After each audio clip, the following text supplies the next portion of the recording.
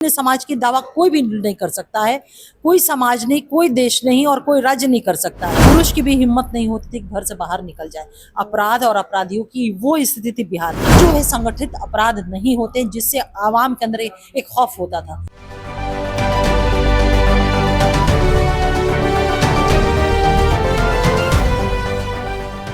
नमस्कार, स्वराज पोस्ट में आपका स्वागत है। मैं वेद सिंह। अगर बात करें बिहार में महिलाएं जो हैं वो सुरक्षित नहीं है, ऐसा लगातार विपक्ष की तरफ से बयान आ रही है। और आज इसी मामले को लेकर के और बिहार में महिलाओं के आरक्षण को मांग को लेकर के आज कांग्रेस ने आज बड़ा निर्णय लिया। उन्होंने रोड मार्च किया और तो और राज्यपाल के पास ज्ञापन सौंपने के लिए भी पहुंच गए। इन्हीं सब तमाम मुद्दों पर बातचीत करने के लिए अभी हमारे साथ मौजूद हैं जदयू प्रवक्ता अंजुम आरा जी। पहले तो स्वागत है आपका। बहुत बहुत शुक्रिया। लगातार विपक्ष की तरफ से ऐसी बात हमारे सामने आ रही है, उन लोगों की तरफ से बयान आ रही है कि बिहार में महिलाएं जो है सुरक्षित नहीं है। देखिए, कांग्रेस हो या राष्ट्रीय जनता दल हो, ये मुझे बताने की जरूरत नहीं है कि उनका जब शासन काल का दौर हुआ करता था तो बिहार की स्थिति क्या थी। बिहार की पहचान राष्ट्रीय पटल पे किस बात के लिए थी? बिहार की पहचान थी बदहाल बिहार, देश के ऊपर बोझ बना जाने बिहार वाला बिहार, और अपराध और अपराधियों को संरक्षण देने वाला बिहार। ये एक लंबा एक दौर रहा है इस बिहार का। माननीय मुख्यमंत्री नीतीश कुमार जी को जब 2005 में बिहार के आवाम ने सत्ता दिया तो उन्होंने कमिटमेंट किया बिहार के आवाम से, क्योंकि हमारे नेता तो घोषणा करते नहीं हैं, वो कमिटमेंट करते हैं और कमिटमेंट को पूरा करने के लिए वो जाने जाते हैं। उन्होंने कहा था कि कानून का राज स्थापित करूंगा। ये उन्हें क्यों बोलना पड़ा था? न्याय के साथ सबका विकास, कानून का राज। समाज में डिस्क्रिमिनेशन 2005 के पहले पूरी तरह से व्याप्त था।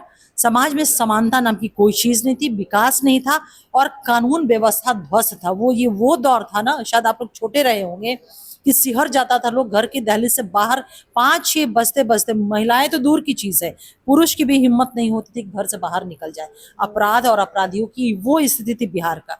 माननीय मुख्यमंत्री नीतीश कुमार जी ने उस बिहार को वहां से बाहर निकाला। आज बिहार में अमन है, चैन है, खुशहाली है। आप वेद जी, मैं पूछती हूँ, रात के अगर 12 बजे आपको घर से बाहर निकलना है, आपके दिमाग में डर होता है क्या?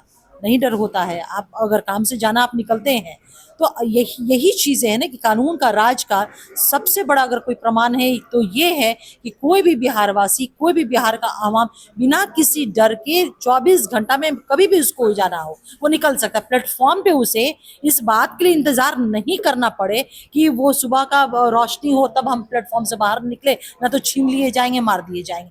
ये सब दौर था बिहार का वेद जी। तो ये जो लोग भी कहते हैं ना, ये लोग अननेसेसरी एक प्रोपागेंडा नैरेटिव, एक निगेटिव नैरेटिव सेट करना, लोगों को राजनीतिक तौर पे अपने स्वार्थ सिद्धि के लिए वो बहकाने के लिए एक वो लोग नैरेटिव सेट करना चाह रहे हैं। लेकिन आप नैरेटिव कुछ भी सेट कर ले, बिहार की आवाम तो महसूस कर रही है विकास को। बिहार की आवाम महसूस कर रही है कानून का राज है।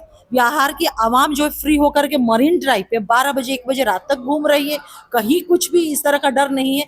तो जो चीजें शाश्वत है, सत्य है और आवाम महसूस कर रही है, तो आप कितना भी बहकाने की कोशिश कर ले वो असर नहीं होना है। अच्छा अंजुम जी, अभी आपने प्लेटफॉर्म की भी बात की है और मरीन ड्राइव की बात की, हम वही दोनों जगह का बात करेंगे। प्लेटफॉर्म की अगर बात करें तो आरा में एक घटना हुआ, प्रेम प्रसंग का मामला है।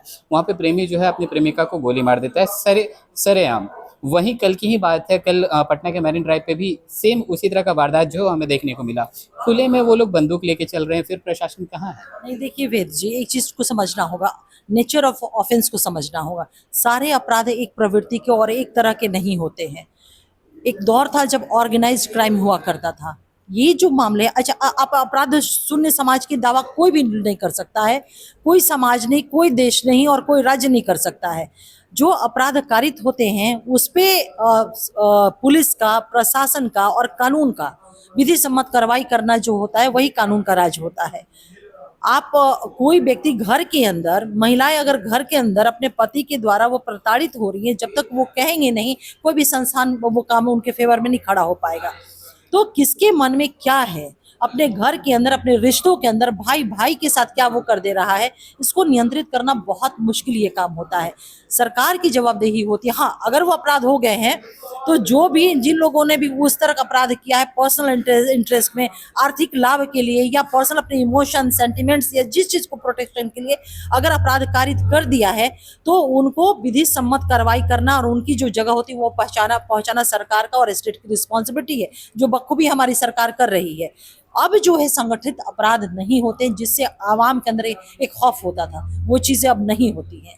चलिए चलते चलते बातों को ज़्यादा लंबा नहीं खींचेंगे। आज कांग्रेस की महिला प्रदेश अध्यक्ष हैं सरवत फातिमा जी, वो आज राज्यपाल के पास पहुंचती हैं और 33% आरक्षण की मांग को लेकर के ज्ञापन सौंपती हैं। कैसे देख रही हैं इसे?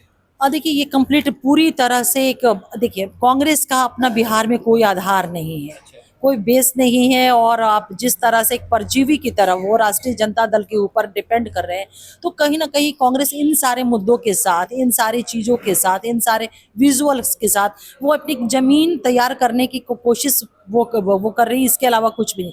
33% आरक्षण की मांग के लिए सड़क पे आप आए हुए हैं, ऑनरेबल महामहिम गवर्नर साहब के पास आप लोग जाते हैं, लेकिन आजादी के बाद से तो सरकार उन्हीं लोगों की थी मैक्सिमम समय में, क्यों नहीं आपने किया था? अरे वो तो हमारी एनडीए की सरकार है कि वो बिल को लेकर के इतनी एग्रेसिव थी कि उसको हम लोग को पास करना ही करना था, उसको लाना ही लाना था, मजबूरी थी उनको साथ होने की। तो जब बिल सदन से हमारा जब पास हो चुका है, तो किसी भी बिल को इम्प्लीमेंट करने में कुछ अपने प्रोसेस होते हैं, कॉन्स्टिट्यूशनल प्रोसेस है जिसको पालन करना होता है, और हमारी सरकार कर रही है। ये हमारी सरकार की इच्छा शक्ति का, मजबूत इच्छा शक्ति का परिणाम ही था, जिसकी वजह से ये बिल एग्जिस्टेंस में ये पास होकर के हमारे बीच में आया।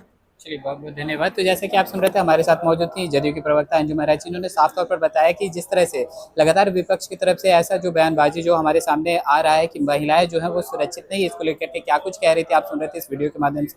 तो चलिए और भी ऐसे तमाम खबरों का सिलसिला इसी प्रकार बना रहेगा। स्वराज पोस्ट पे अपनी प्रतिक्रिया को हमारे कमेंट बॉक्स में जरूर साझा करें। धन्यवाद।